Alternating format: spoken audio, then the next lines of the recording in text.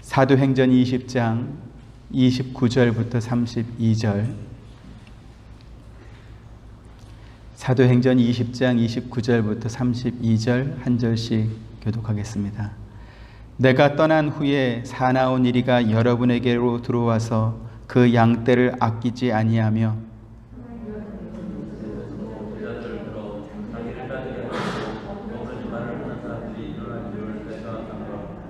그러므로 여러분이 일깨어 내가 3년이나 밤낮 쉬지 않고 눈물로 각 사람을 훈계하던 것을 기억하라.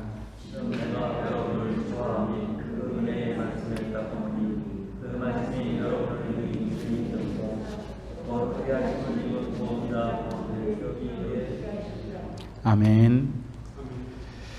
바울이 자신의 마지막이 될지 모르는 예루살렘으로의 복귀를 앞두고 있습니다. 이제 바울이 예루살렘으로 돌아가게 되면 에베소 교회 성도들과는 다시는 만날 수 없을지도 모릅니다. 그리고 바울은 이와 같은 사실을 너무나 분명히 잘 알고 있지요. 바울은 교회가 하나님의 피로 사신, 자기 피로 사신 것이다 라고 할 만큼 하나님께서 얼마나 교회와 성도들을 위하고 사랑하시는지 너무나 잘 알고 있었습니다. 그래서 하나님께서는 바울을 비롯한 장로들을 교회의 감독자로 세워서 교회를 보살피게 하셨습니다. 그리고 그 교회가 세상에서 든든히 세워져 가기를 원하시는 것이죠. 그런데 문제는 뭐냐 하면 사나운 이리와 같은 거짓 선생들이 호시탐탐 기회를 엿보면서 교회를 해치려고 한다라는 것입니다.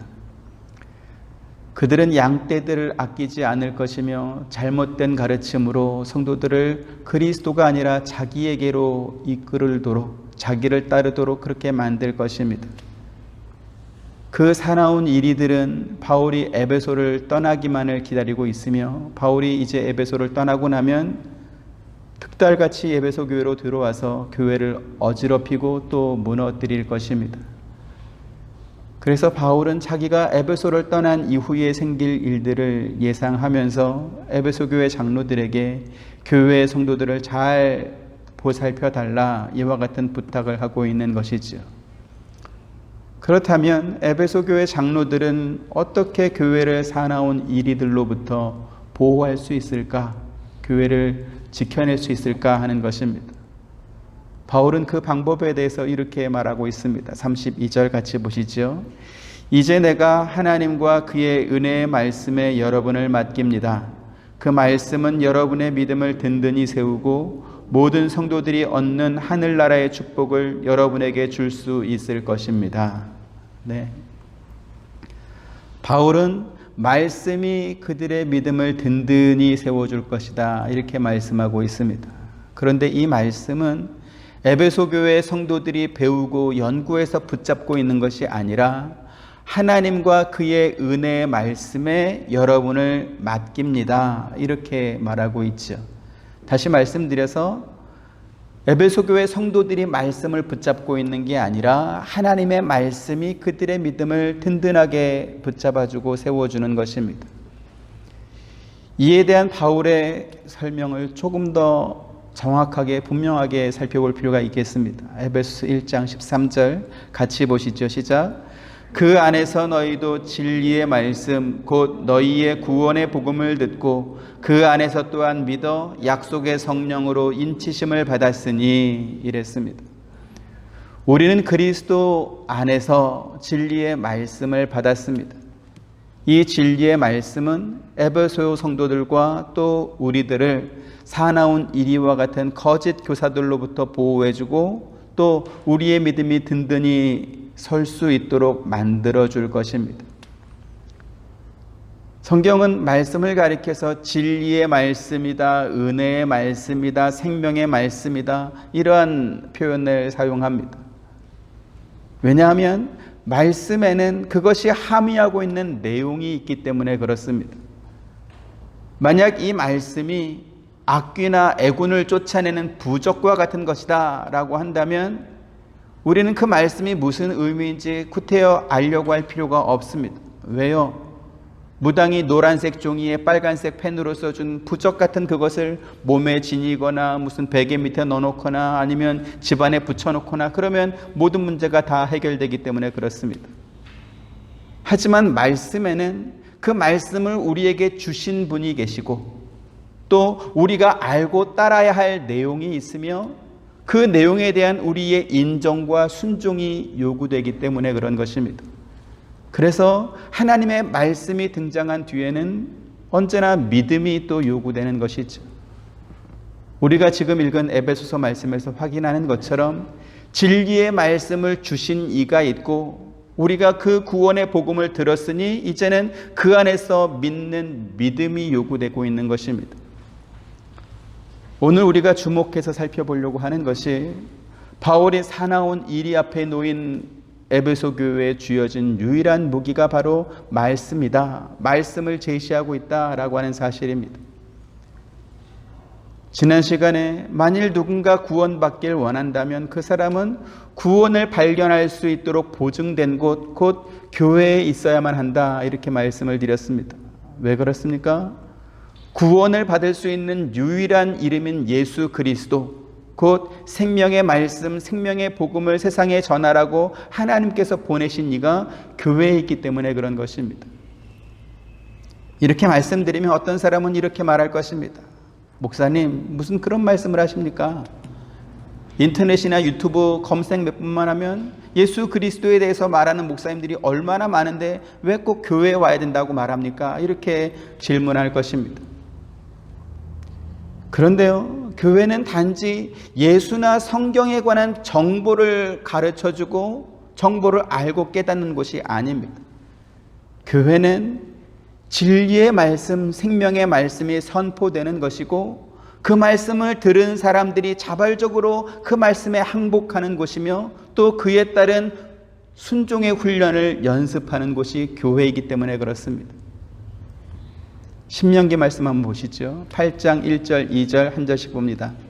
내가 오늘 명하는 모든 명령을 너희는 지켜 행하라. 그리하면 너희가 살고 번성하고 여호와께서 너희의 조상들에게 맹세하신 땅에 들어가서 그것을 차지하리라.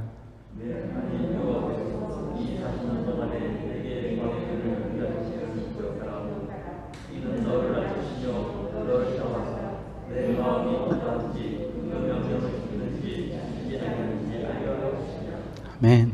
네. 이스라엘 백성들이 광야 40년 생활을 마치고 이제 하나님께서 약속해 주신 가나안 땅에 들어가기 직전입니다.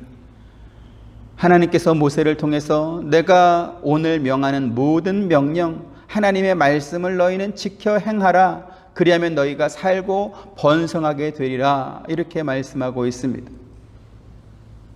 여기서 중요한 말씀이 있습니다. 그건 뭐냐면 너희가 살고라는 말입니다. 하나님의 말씀, 그 명령을 지켜 행하면 너희가 살고 번성하게 된답니다.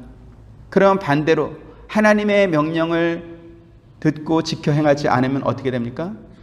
살지 못한다라는 말이 되는 것이죠.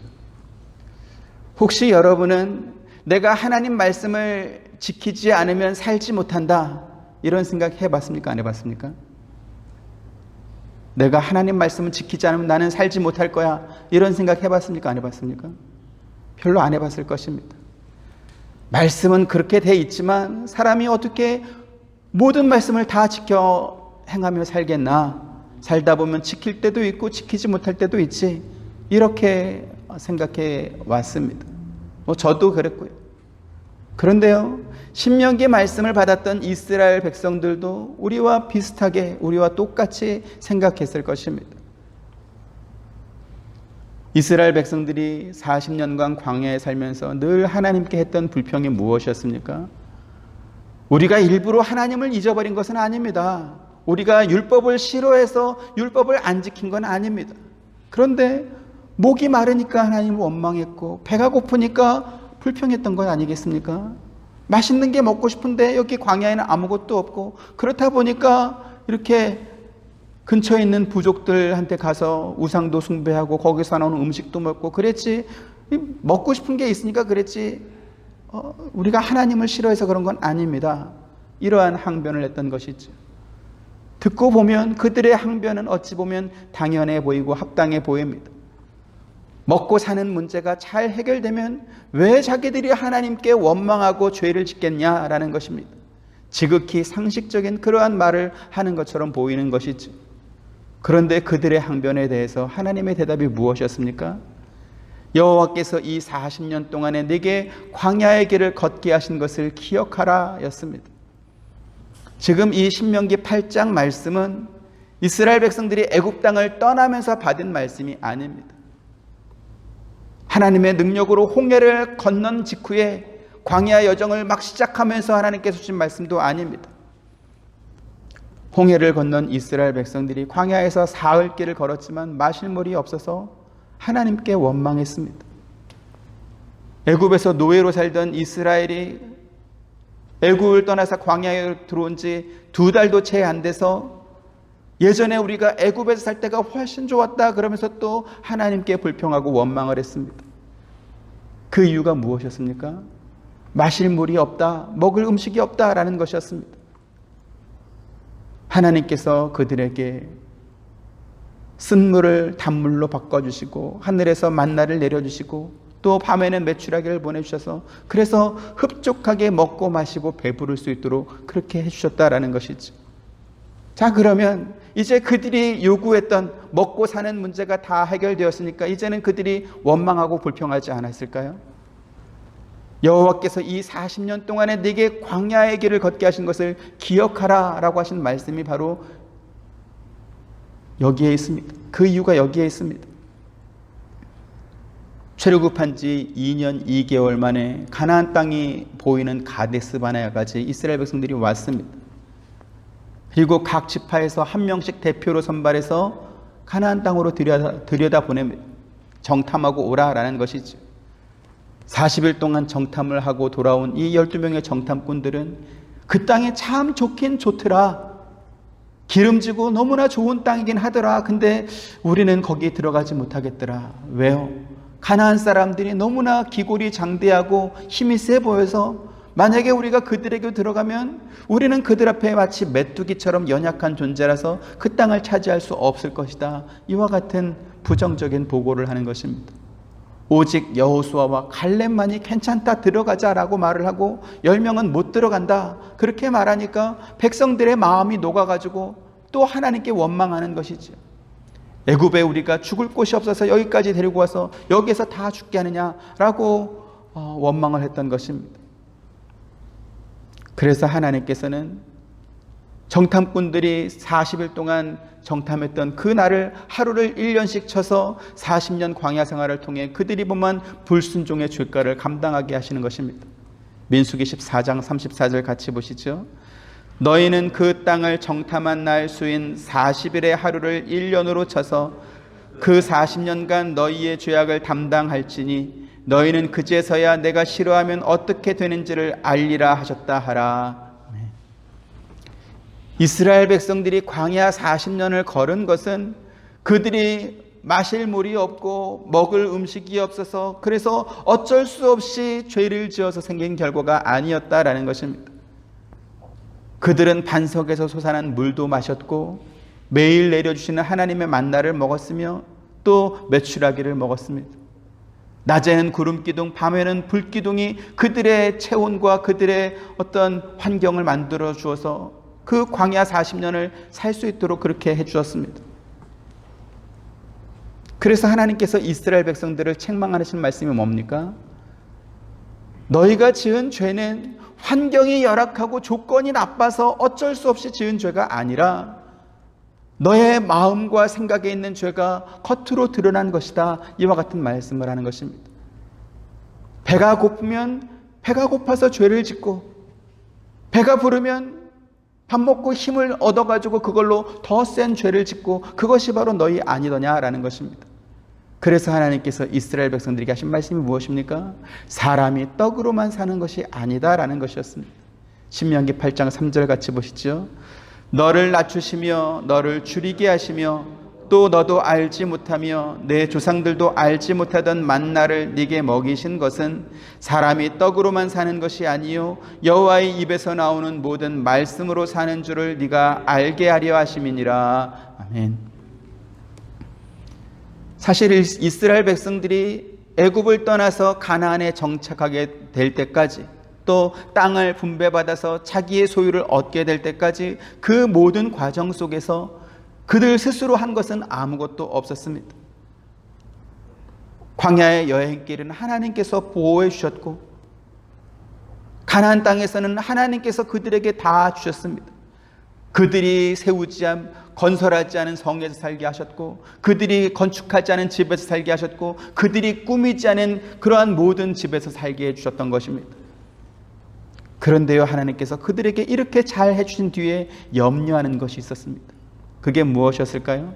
신명기 8장 12에서 14절, 네가 먹어서 배부르고 아름다운 집을 짓고 거주하게 되며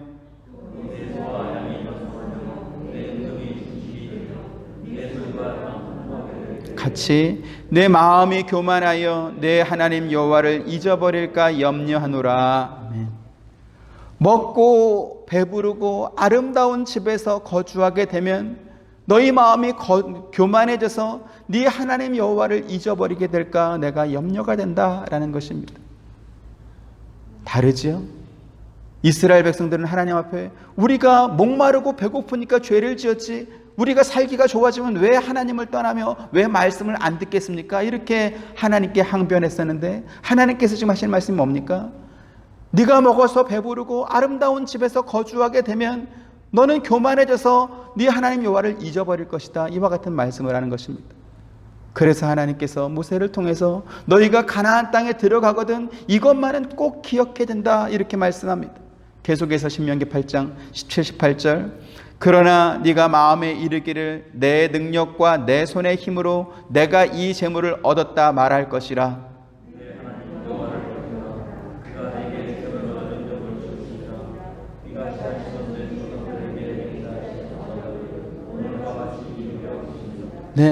네 하나님 여호와를 기억하라 라는 말씀이 무슨 뜻일까요?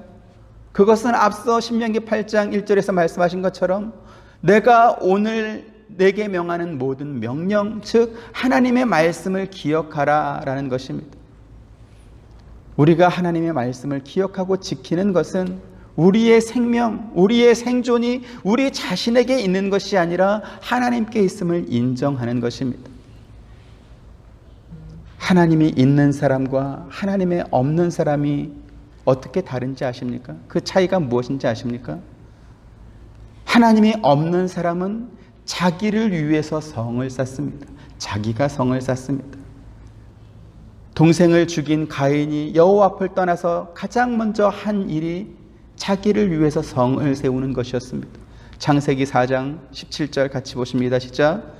아내와 동침함에 그가 임신하여 에녹을 낳은지라 가인이 성을 쌓고 그 아들의 이름으로 성을 이름하여 에녹이라 하니라. 죄를 범하고 하나님 앞을 떠난 가인이 가장 먼저 한 일이 뭐였다고요? 성을 쌓는 것이었습니다. 그런데요, 하나님이 있는 사람은 하나님 혹은 하나님의 말씀을 자신의 성으로 삼습니다. 시편 31편 3절 같이 봅니다. 시작.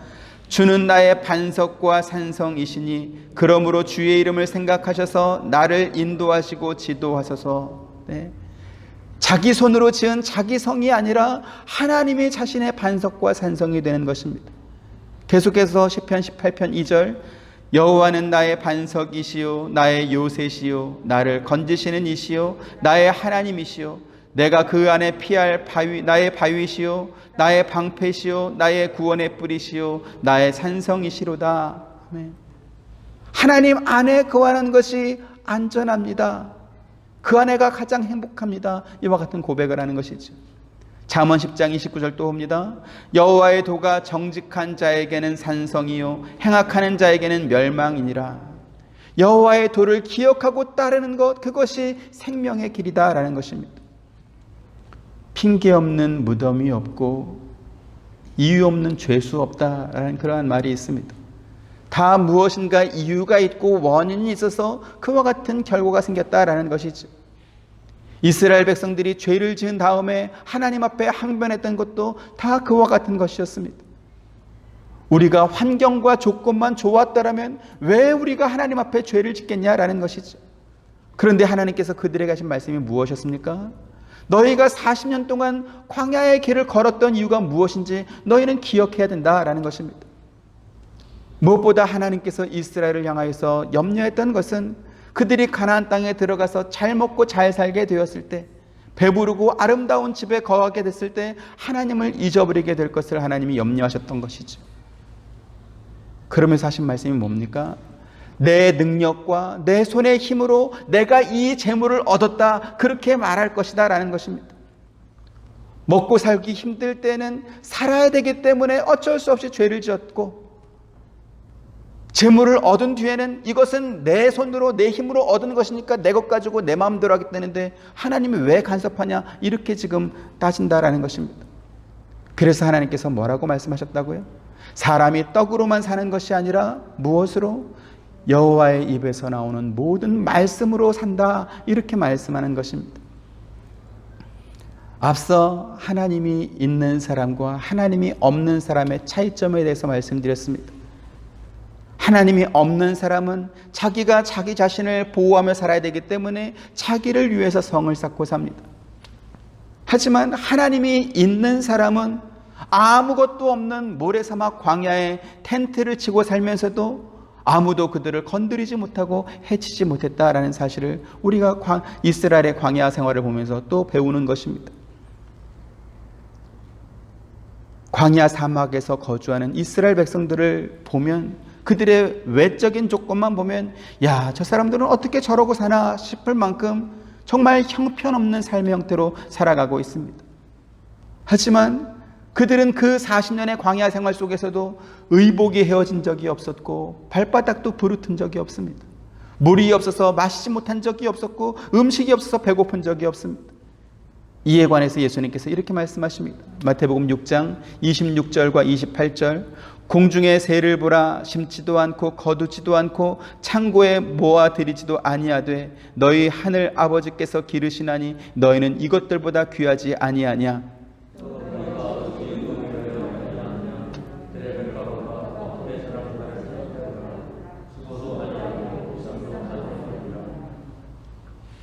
이 말씀이 무슨 뜻입니까? 하나님께서 기르시기로 작정하시고 입히기로 작정하셨다면 하나님께서 그렇게 책임지신다라는 것입니다. 이것이 누구의 말씀입니까? 천지를 지으신 하나님의 말씀입니다. 하지만 우리가 살고 있는 이 세상에서는 하나님께서 우리를 책임진다라는 생각이 별로 그렇게 들지 못하고 그러한 느낌을 받지 못할 때가 많습니다. 왜요? 악한 자들이 더 잘되고 죄 범한 사람들이 오히려 더 떵떵거리고 큰 소리치는 모습을 우리가 보며 살고 있기 때문에 그렇습니다. 말씀을 지키면서 살려고 하다 보니까 세상에서 더 바보 취급을 받는 그러한 느낌을 받기도 합니다. 하박국 선지자가 이렇게 말합니다. 1장 2절에서 4절, 여호와여 내가 부르짖어도 주께서 듣지 아니하시니 어느 때까지니이까? 내가 강포로 말미암아 외쳐도 주께서 구원하지 아니하시나이다.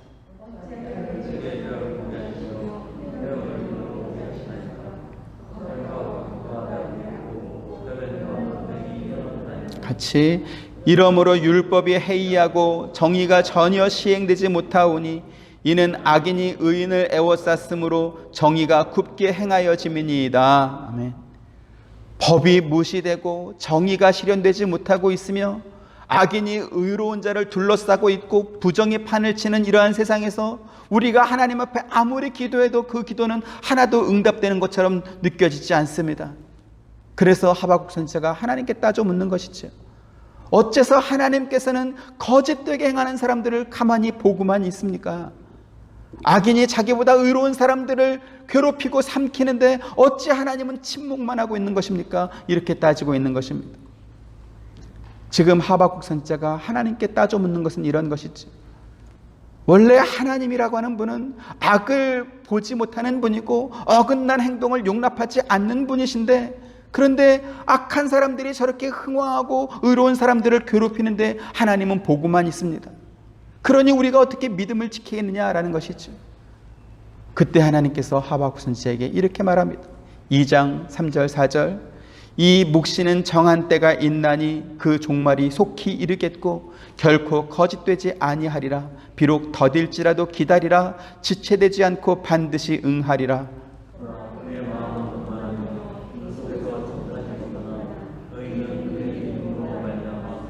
아멘. 신앙생활하는 사람들이 보편적으로 가지고 있는 어떤 기대가 있습니다.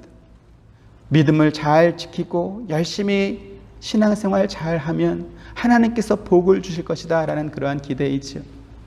마치 아픈 사람이 약을 먹으면 곧 낫는 것처럼 우리가 믿음을 지키고 정직하게 살면 하나님께서 도와주셔서 우리가 아프거나 힘들지 않게 해줄 것이다 라는 그러한 일반적인 기대를 하는 것입니다.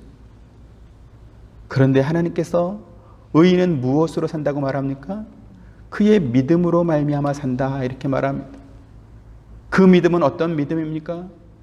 비록 더딜지라도 하나님의 뜻이 지체되지 않고 반드시 응하리라 라고 하는 하나님의 약속, 하나님의 말씀에 대한 그러한 믿음인 것입니다.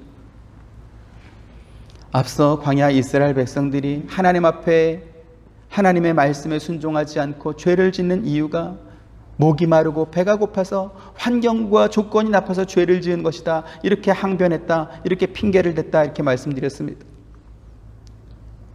우리가 지금 살펴보고 있는 하박국 선지자는 뭐라고 말하고 있죠?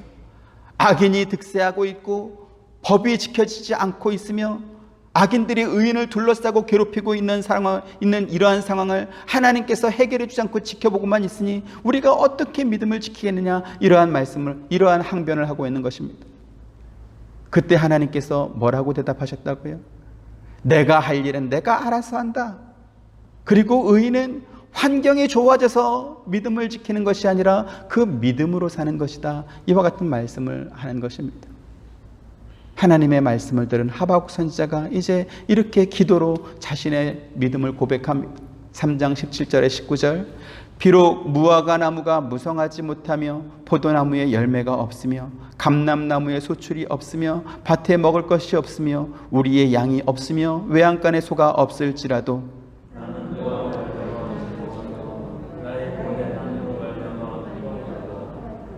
주 여호와는 같이 주 여호와는 나의 힘이시라. 나의 발을 사슴과 같게 하사 나를 나의 높은 곳으로 다니게 하시리로다. 이 노래는 지휘하는 사람을 위하여 내 수금에 맞춘 것이니라. 아멘. 의인은 무엇으로 삽니까?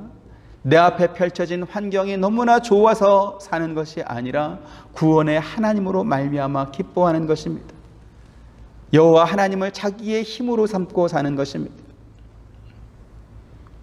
사도행전 4장에 보면 베드로와 요한이 기도하러 성전에 올라가다가 나면서부터 안진뱅이 된 사람을 고쳐주는 그러한 기적을 행합니다. 그런데 그것 때문에 베드로와 요한이 붙잡혀서 매를 맞고 감옥에 갇히게 되고 또 협박을 당하게 되는 것입니다. 유대 사회에서 종교적, 정치적 기득권을 가진 사람들이 빌라도 총독을 협박해서 그 뜻을 굽게 할 정도로 여전히 바리새인과 서기관들과 대지상의 어떠한 기세와 그들의 힘이 위력을 떨치고 있을 때입니다. 예수님을 십자가에 못 박아 죽였던 헤롯과 빌라도가 여전히 그 영향력을 발휘하고 있을 그러한 때입니다. 그런데 이렇게 베드로와 요한을 비롯한 초대교회 성도들이 그들을 둘러싼 적대적인 환경에도 불구하고 모여서 함께 기도하고 있는 것이 있습니다. 뭐냐면 우리가 더욱 담대하게 하나님의 말씀을 전하게 해달라는 그러한 기도를 하는 것이지. 사도행전 4장 27에서 30절 과연 헤롯과 본디오 빌라도는 이방인과 이스라엘 백성과 합세하여 하나님께서 기름 부으신 거룩한 종 예수를 거슬러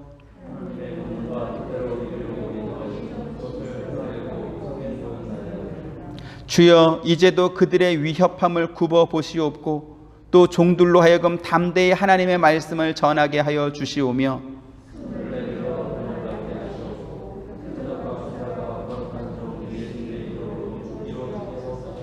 네. 세상이 우리를 향하여서 악한 감정을 품고 공격하는 것은 당연합니다. 이것은 예수님께서 세상에 오신 이후 지금까지 2000년 넘는 역사 속에서 증명되고 있는 사실이기도 합니다. 그럴 때 베드로와 요한과 초대교회 성도들이 우리에게 가르쳐준 것이 무엇입니까? 저들의 위협이 여전히 있지만 그럼에도 불구하고 주의 종들이 담대하게 주의 말씀을 전할 수 있게 해 주옵소서, 이와 같은 기도를 하고 있는 것입니다. 여기에는 그들이 하나님 앞에, 하나님, 우리가 이렇게 위협당하고 있습니다. 저 사람들이 우리를 이렇게 못살게 굴고 있습니다. 저들로부터 우리를 지켜 보호해 주시고 저들을 혼쭐 내 주십시오, 이러한 기도는 없습니다. 오히려 종들로 담대히 뭐를요? 하나님의 말씀을 전하게 해 주옵소서, 이와 같은 기도만 하고 있는 것이죠. 초대교회 당시부터 오늘날까지 교회의 역사를 보면 교회를 향한 박해와 핍박에도 불구하고 교회가 하나님의 말씀을 위해, 하나님의 말씀 위에 굳게 서 있었을 때 교회가 부흥하고 또 믿는 자들이 많아졌습니다. 하지만 교회가 하나님의 말씀이 아니라 교황이나 사제 집단과 같이 어떤 특정 개인 혹은 사람들의 연합이 주도권을 붙잡았을 때는 교회가 타락하고 스스로 무너졌다라는 사실입니다. 그래서 마틴 루터와 잔 칼뱅과 같은 종교 개혁자들이 주장했던 것이 무엇이었습니까? 오직 성경으로 돌아가자였습니다. 교회는 하나님의 말씀이 온전히 선포되고 지켜져야 하는 곳입니다. 교회가 아니라면 하나님의 말씀이 선포될 수 있는 곳이 없고, 교회가 아니라면 하나님의 말씀이 지켜질 곳이 없기 때문에 그렇습니다. 그래서 하나님의 말씀이 아닌 다른 것이 교회의 자랑이 되고 교회의 정체성이 돼서는 안 된다라는 것이죠. 오늘 바울이 에베소 교회 장로들을 불러서 경계하고 또 걱정하는 것이 무엇입니까? 자기가 떠나고 나면 사나운 이리들이 너희 가운데 반드시 들어올 것이다 라는 것을 지금 걱정하고 있습니다. 그 사나운 이리들이 들어와서 무엇을 합니까? 제자들을 끌어서 자기들을 따르게 하려고 어그러진 말을 할 것이다, 이와 같은 말을 하고 있습니다. 다시 말씀드려서 그 사나운 이리 거짓 선생들은 하나님의 말씀이 아니라 어그러진 말, 다른 말을 합니다. 초점을 흐리고 성도들이 가야 될 목표를 이렇게 여러 개를 만들어서 어디로 가야 될지 모르도록 만든다라는 것이지. 아마 군대에 다녀오신 분들은 이해하실 것입니다.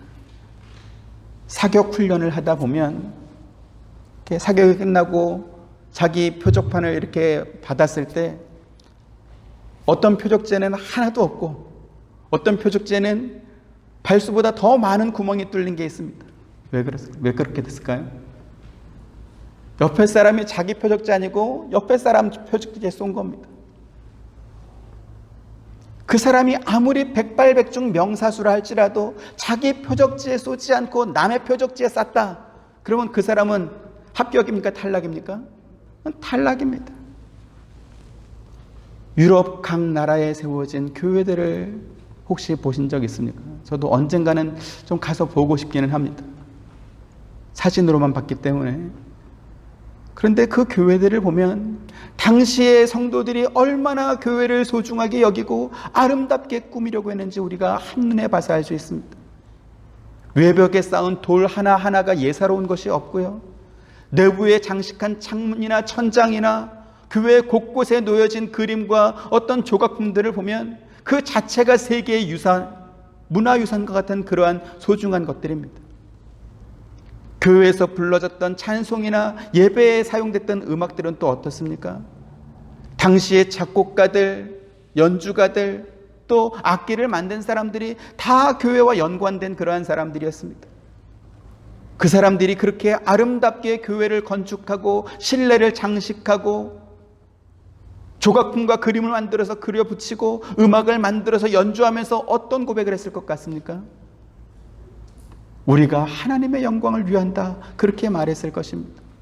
교회를 담당했던 목회자들도 그렇게 교회를 아름답게 건축하고 그렇게 아름다운, 저기 뒤에도 있는데 이렇게 아름다운 그림을 이렇게 유리로 이렇게 만들어서 붙이고 그렇게 하는 것이 여러분들의 믿음을 쌓는 길이고 천국의 복을 쌓는 길이다. 그렇게 설교하고 가르쳤습니다.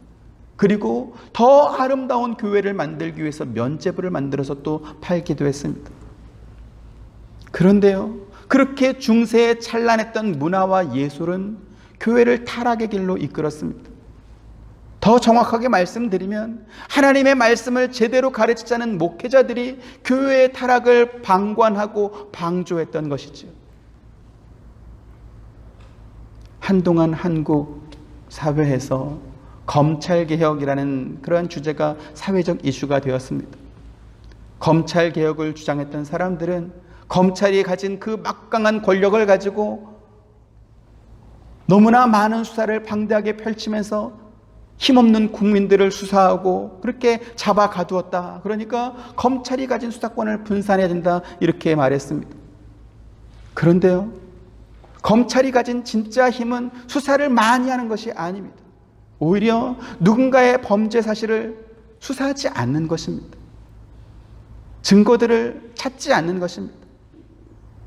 검찰이 범죄자를 수사해서 재판에 넘기는 것을 기소라고 말을 합니다. 그렇게 수사해서 기소해서 재판에 넘기고 나면 그 다음에 그 범죄 사실에 대한 결정권은 누가 갖습니까?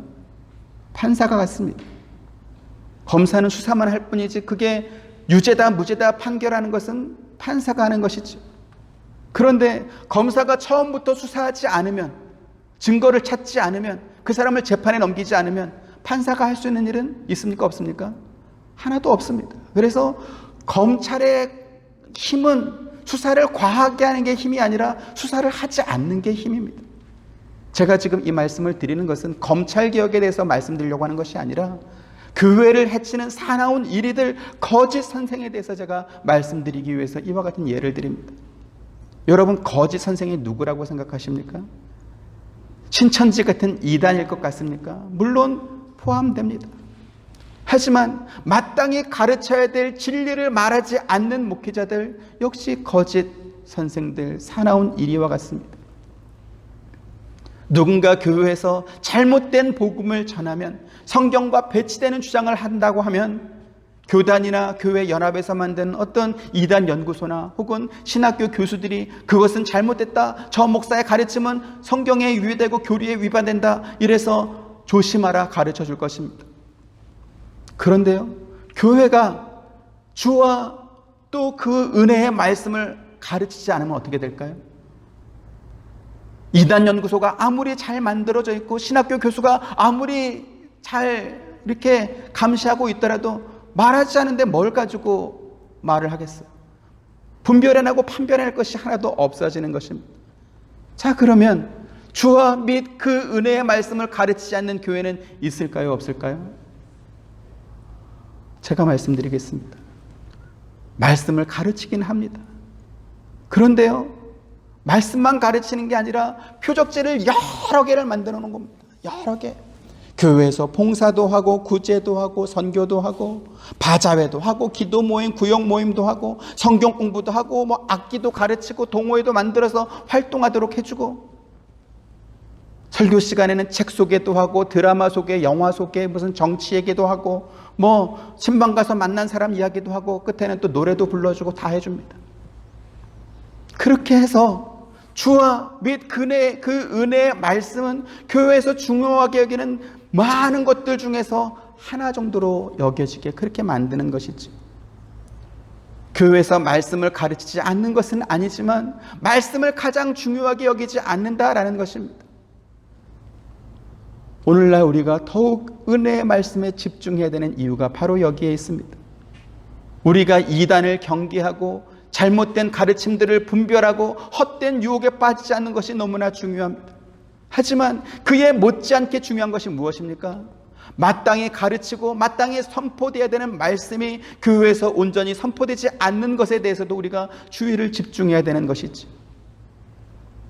이 말씀은 바울이 에베소 교회 장로들에게 자기가 떠나면 사나운 이리들이 들어올 것이다, 그들이 들어오면 그리스도에게서 자기들로 이렇게 관심을 옮겨가고 초점을 옮겨가고 빼앗을 것이다, 그러면서 교회를 보호할 수 있는 유일한 방법이 무엇이냐? 은혜의 말씀이다. 이렇게 주었던 것입니다. 에베소 6장 13에 17절 또 보시죠. 그러므로 하나님의 전신 갑주를 취하라. 이는 악한 날에 너희가 능히 대적하고 모든 일을 행한 후에 서기 위함이라.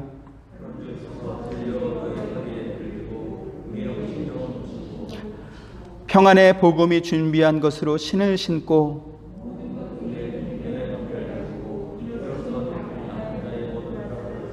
같이 구원의 투구와 성령의 검 곧 하나님의 말씀을 가지라. 악한 날에 교회를 해치려고 하는 원수와 맞서 싸우면서 그 원수를 공격할 수 있는 유일한 무기가 무엇입니까? 성령의 검 곧 하나님의 말씀이다 라는 것이죠. 그래서 하나님의 말씀을 소홀히 하는 것은 자기를 해치기 위해서 덤벼드는 원수 앞에서 스스로 무장을 해제하는 것과 똑같은 것입니다. 철학과 문화, 역사와 예술과 같은 인문학에 입각한 각종 정보로 성경에 기록되지 않은 것을 가르쳐주고 기독교 상식을 넓혀주는 그러한 인문학 설교가 유행입니다. 교회가 이웃과 공동체를 돌아보고 어렵고 힘든 사람들을 도와주면서 모두가 어우러져서 함께 잘 사는 세상을 만들어가자는 그러한 표어가 교회의 방향성이 되어가고 있습니다. 세상에서 힘들었어도 교회에 들어오면 마음을 기댈 수 있는 그러한 성도들이 있고 또 나를 위해서 기도해 줄 수 있는 목사님이 있는 그러한 교회가 좋은 교회로 여겨지고 있습니다. 그런데요, 이러한 것들은 교회를 해치려고 덤벼드는 사나운 이리의 공격으로부터 교회와 자기 자신을 지키는 온전한 방법이 되지 못합니다. 왜 그렇습니까? 그 일을 하는 주체가 하나님의 말씀이 아니라 내가 하자, 우리가 하자이기 때문에 그런 것입니다. 내가 알고 있는 기독교 상식이 많아지면 그러면 우리가 하나님 말씀에 순종하게 됩니까? 어려운 사람들을 도와주고 착한 일을 많이 하면 환난과 핍박이 와도 굴하지 않고 그 믿음을 지켜낼 수 있습니까? 내 마음을 알아주는 목사님이 있고 나를 위해서 기도해주는 성도들이 있으면 세상에서 어떠한 유혹과 시험이 와도 내가 내 믿음을 지켜낼 수 있습니까? 그건 다른 문제입니다.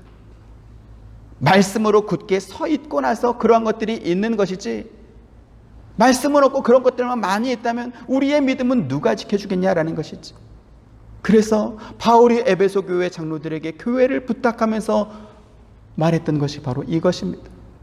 교회는 하나님과 그 하나님의 은혜의 말씀으로만 지켜진다라는 것이죠. 하나님께서 자기 피로 사신 양떼는 오직 하나님의 말씀을 그 양식으로 삼습니다. 하나님의 말씀이 사나운 이와 같은 거짓 선생들의 어떤 현란한 말과 그릇된 가르침들로부터 우리를 지키고 보호해 줄 것입니다. 저와 여러분, 우리 하와이 서부 장로교회가 더욱더 하나님 말씀을 사모하시길 원합니다. 그 은혜의 말씀에 집중하시길 원합니다. 하나님의 말씀이 없다면 우리의 믿음도 사실 공허해지고 말 것입니다. 교회에 열심히 나온다고 해서 우리의 믿음이 지켜지는 것이 아니라 하나님의 말씀이 내 안에 굳게 뿌리 내리고 자리를 잡고 있어야 어떠한 유혹과 시험이 와도 이 말씀이 나를 붙잡아 주는 것이죠.